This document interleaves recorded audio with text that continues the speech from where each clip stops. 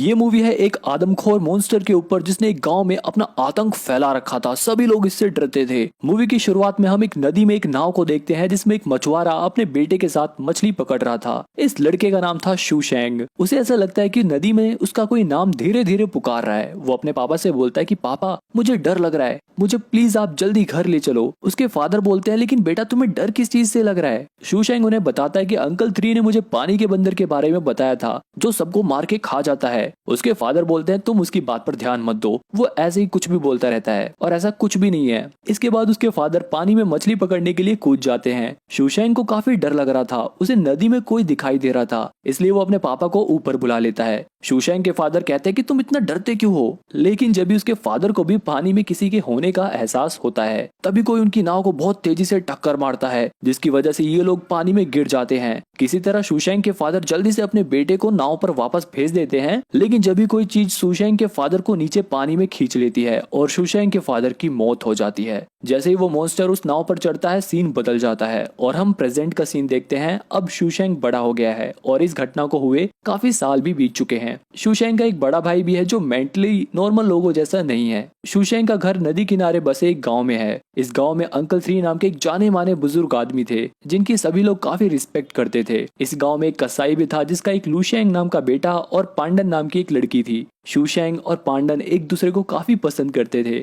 थोड़ी देर बाद हम देखते हैं कि गांव की मार्केट में एक आदमी भागते हुए आता है और कहता है कि नदी किनारे एक सर कटी हुई लाश मिली है। गांव के सभी लोग भागकर नदी किनारे जाते हैं और उस लाश को देखकर एकदम हैरान हो जाते हैं। अंकल 3 कहते हैं कि पानी का बंदर अब वापस आ गया है। तुम लोग जानते हो ना 10 साल पहले उसने क्या किया था। गांव के लोग एकदम डर जाते हैं और अंकल 3 से कहते हैं कि आप सबसे पहले हमें इससे छुटकारा पाने का तरीका बताइए। अंकल 3 कहते हैं कि 10 साल पहले की तरह हमें इस बार फिर से एक कुंवारी लड़की की बलि चढ़ानी होगी। लेकिन पांडन के फादर अंकल 3 की इस बात से सहमत नहीं थे। वो कहते हैं कि बलि चढ़ाने का मतलब है खून करना और मैं ऐसा नहीं होने दूंगा। शूशैंग पांडन की दुकान पर आकर पांडन को उस वाटर मॉन्स्टर के बारे में बताता है और उससे कहता है कि तुम नदी किनारे कपड़े धोने मत जाना, यहाँ घर पर ही रहना। तभी पांडन के फादर यहाँ आ जाते हैं और अपनी बेटी से बोलते हैं कि तुम्हारा भाई कहाँ है, जाओ उसे ढूंढ के लेके आओ। इसके बाद पांडन अपने भाई को ढूंढने लगती है। वही उसका भाई लूशैंग नदी किनारे बत्तख पर गुलेल से निशाना लगा रहा था। जब भी वो देखता है कि बत्तख एकदम से पानी के अंदर गायब हो जाती है, वो पानी के अंदर जाकर देखता है तो उसे पूंछ जैसी कोई चीज दिखाई देती है। सीन बदलता है और हम देखते हैं कि पूरा गांव लूशैंग को ढूंढ रहा था। यहाँ शैंग के भाई शैंडोग को लूशैंग की लाश नदी किनारे दिखाई देती है। अपने भाई की लाश को देखकर पांडन बेहोश हो जाती है और उसका पिता चिल्ला चिल्ला कर रोने लगता है।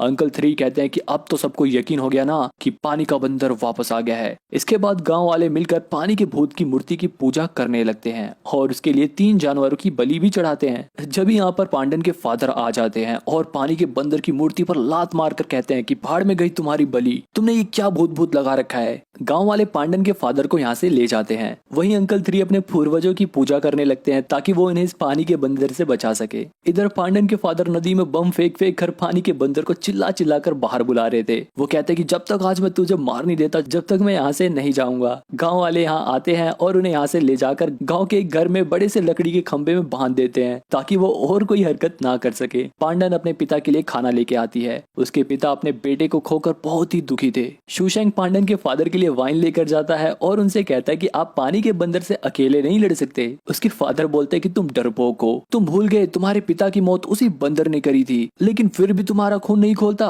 इसके बाद शूशैंग अपने घर पहुंचता है तो उसे इन सब इंसिडेंट के बाद अपने पापा की बहुत याद आती है कि वो उससे कितना प्यार करते थे, वो उसे निशाना लगाना सिखाते थे। शैंग काफी उदास हो जाता है। दूसरी तरफ पांडन के फादर जहाँ थे वहाँ उन्हें किसी और की मौजूदगी का एहसास होता है। वहाँ और कोई नहीं बल्कि वो पानी का बंदर था जिसे दिन में वो नदी में चिल्ला चिल्ला कर बुला रहे थे। पानी का बंदर आता है और पांडन के फादर का सर खा जाता है। अगले दिन जब पांडन अपने पिता के पास आती है तो अपने पिता को मरा हुआ देखकर एकदम हैरान हो जाती है। इसके बाद अंकल 3 कहते हैं कि पानी के बंदर का आतंक और बढ़े इससे पहले हमें बलि चढ़ानी होगी। गांव वाले भी इस बात से सहमत थे, लेकिन सवाल ये था कि आखिर बलि चढ़ाई किसकी जाए। अंकल 3 कहते हैं कि पांडन के फादर ने पानी के बंदर को गुस्सा दिलाया है, इसलिए हमें पांडन की बलि चढ़ानी चाहिए। पांडन अपनी बलि देने के लिए राजी हो जाती है, लेकिन शैंग कहता है कि तुम ऐसा नहीं कर सकती, मैं ऐसा नहीं होने दूंगा। पांडन कहती है कि मैं देखना चाहती हूँ कि पानी का बंदर आखिर क्या चीज है। शैंग इस बात का विरोध करता है, लेकिन उसकी बात कोई भी नहीं मानता और गांव वाले उसे पकड़कर यहाँ से बाहर ले जाते हैं। इसके बाद ये लोग पांडन को एक कमरे में बंद कर देते हैं। रात को शेंग पांडन के पास आता है और उससे कहता है कि हम यहाँ से भाग जाते हैं, यहाँ से बहुत दूर चले जाते हैं जहाँ पर पानी का बंदर भी हमारा कुछ नहीं कर पाएगा। पांडन कहती है कि तुम जानते हो, जब मैं छोटी थी तभी मेरी माँ मर गई। मेरे पिता ने बहुत मुश्किलों का सामना करके खुद भूखे रहकर मुझे और मेरे भाई को पाल पोस कर बड़ा किया,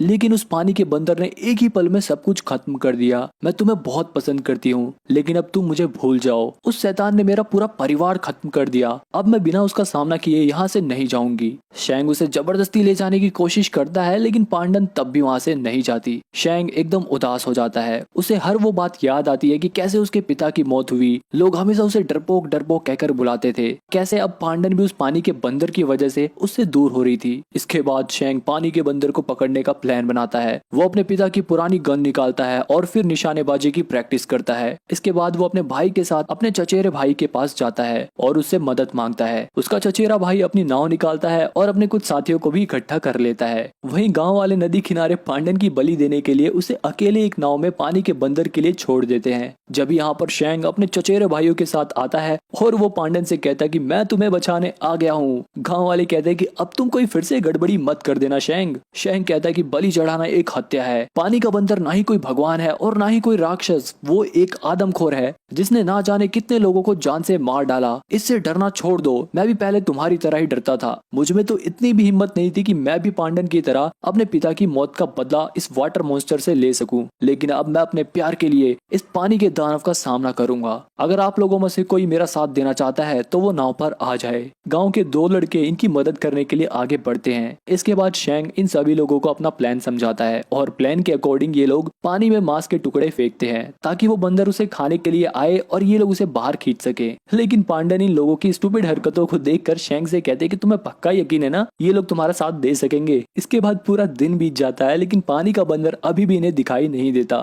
थोड़ी देर बाद एक जंजीर में हलचल होती है। ये लोग उस जंजीर को बाहर खींचने लगते हैं, लेकिन उस जंजीर में कुछ भी नहीं था। उनमें से एक आदमी शेंग के मना करने के बावजूद पानी में कूद जाता है और ऐसे एक्टिंग करता है जैसे उसे पानी में कोई नीचे खींच रहा हो। नाव पर सभी लोग एकदम डर जाते हैं, लेकिन वो बंदा हंसने लगता है। तभी एकदम से असलियत में उसे कोई नीचे पानी में खींचने लगता है और उसे खाकर नाव पर उसका सर फेंक देता है। पानी का बंदर अब बाहर आ जाता है और तेजी से इनकी तरफ बढ़ता है। ये लोग भी अपनी अपनी पोजीशन ले लेते हैं, लेकिन वो मॉन्स्टर इनकी नाव से एक आदमी को पानी में ले जाता है। शेंग उस पर निशाना लगाता है, लेकिन वो बच जाता है और वो उस आदमी को खा जाता है। शेंग उसके ऊपर दोबारा से निशाना लगाता है, लेकिन वो बंदर बहुत ही फुर्तीला था। वो हर बार शेंग के वार से बच जा रहा था। अब वो डायरेक्ट नाव पर आ जाता है। ये सभी लोग मिलकर उस पर वार करते हैं, लेकिन वो बंदर अपनी फुर्ती से इन सब से बच जाता है। ये सभी लोग मिलकर उसे मारते हैं, लेकिन इस बंदर को देखकर ऐसा लग रहा था जैसे इसे ब्रूसली से भी तगड़ी फाइट करनी आती हो। वो इन सबकी एकदम बैंड बजा देता है। ये लोग भी हार नहीं मानते और जैसे ही पानी का बंदर शेंग के ऊपर हमला करता है, पीछे से शेंग का भाई उसकी टांग पकड़ लेता है। मौके का फायदा उठाकर शेंग उस पर हमला करता है, जिसकी वजह से वो हल्का सा घायल हो जाता है। बाकी सब लोग मिलकर एक जाल में उसे पकड़ने की कोशिश करते हैं, लेकिन वो बंदर बहुत ज्यादा ताकतवर था।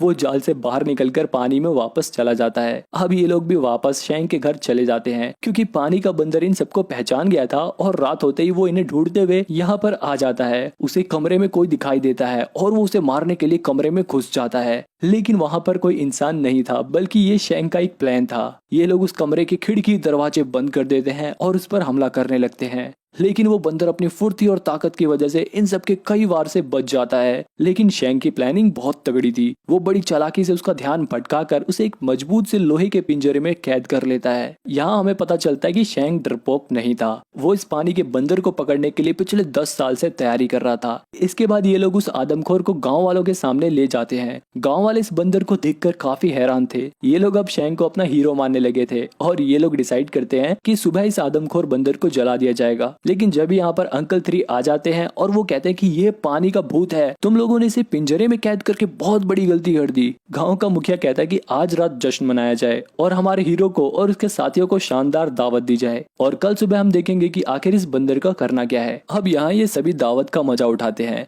ये लोग अपनी बहादुरी के डींगे मार रहे होते हैं। वहीं शेंग और पांडन इस पार्टी से दूर आपस में बातें कर रहे होते हैं। पांडन शेंग को उसकी जान बचाने के लिए शुक्रिया कहती है और शेंग यहाँ पांडन को शादी के लिए प्रपोज भी कर देता है। ये दोनों काफी खुश लग रहे थे। वहीं अंकल 3 उस पानी के बंदर के पिंजरे के पास बैठे बैठे सो गए थे। गांव वाले भी जश्न की वजह से नशे में धुत होकर सो जाते हैं। वहीं अंकल 3 की जब नींद खुलती है तो पिंजरे में आदमखोर नहीं था। वो सबसे पहले पिंजरे से निकलकर अंकल 3 को ही मारता है और अब ये बहुत ही ज्यादा गुस्से में था, इसलिए वो यहाँ मौजूद सभी लोगों को मार डालता है। शैंग का भाई जग रहा था, इसलिए जैसे ही वो पानी के बंदर को देखता है वो उससे लड़ने लगता है, लेकिन पानी का बंदर उसे भी मार डालता है। अगली सुबह गांव वाले यहाँ आकर अपने परिवार वालों को मरा हुआ देखकर रोने लगते हैं। शैंग भी अपने भाई को मरा हुआ देखकर रो रहा होता है, क्योंकि उसके भाई के अलावा उसका इस दुनिया में अब कोई भी नहीं था। वो अपने भाई को बहुत प्यार करता था। गांव का मुखिया भी अपने गांव की हालत को देखकर बहुत दुखी था। कुछ गांव वाले शैंग को इन सब का जिम्मेदार ठहराते हैं, लेकिन गांव का मुखिया बोलता कि नहीं,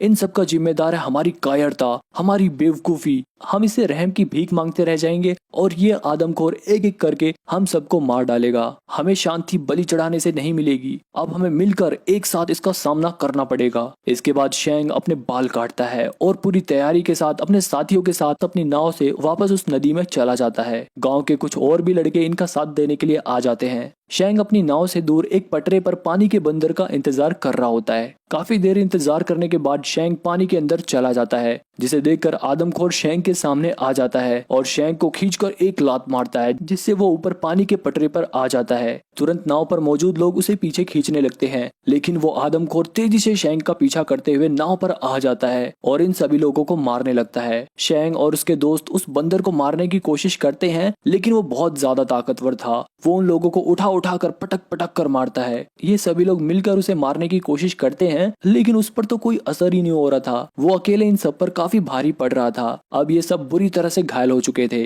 ये आदमखोर एक एक करके शैंग के सभी दोस्तों को, उसके भाइयों को, सभी को मौत के घाट उतार देता है। पांडन भी उस पर हमला करती है, लेकिन वो पांडन को भी बहुत बुरी तरह से घायल कर देता है। शैंग किसी तरह एक बार फिर से हिम्मत जुटाता है और उस आदमखोर के ऊपर कूदकर उसे जब तक खंजर मारता रहता है जब तक वो मर नहीं जाता, और उसकी दोनों आंखें फोड़ देता है, जिसकी वजह से बुरी तरह से घायल होने के बाद वो मॉन्स्टर शैंग को लेकर पानी में चला जाता है। नाव पर पांडन नदी में खून देखकर बहुत परेशान हो जाती है। तभी उसे पानी के बंदर का सर दिखाई देता है, जो कि शैंग के हाथों में था। अब ये दोनों नदी किनारे गाँव वालों के पास उस आदमखोर पानी के बंदर का सर लेकर आ जाते हैं। शैंग अपने सभी मरे हुए दोस्तों, अपने भाइयों, अपने सभी चाहने वालों को, यहाँ तक कि अपने पिता की आत्मा को मुस्कुराते हुए देख सकता था, जो उसकी जीत पर गर्व महसूस कर रहे थे। शैंग को अपना बचपन याद आता है कि वो बचपन में कितना डरपोक था, लेकिन आज उसने सब लोगों का डर खत्म कर दिया। यहीं पर ये मूवी एंड हो जाती है। चैनल को सब्सक्राइब करने के बाद आप मेरे को बताना कि इस मूवी में सबसे इमोशनल सीन आपको कौन सा लगा।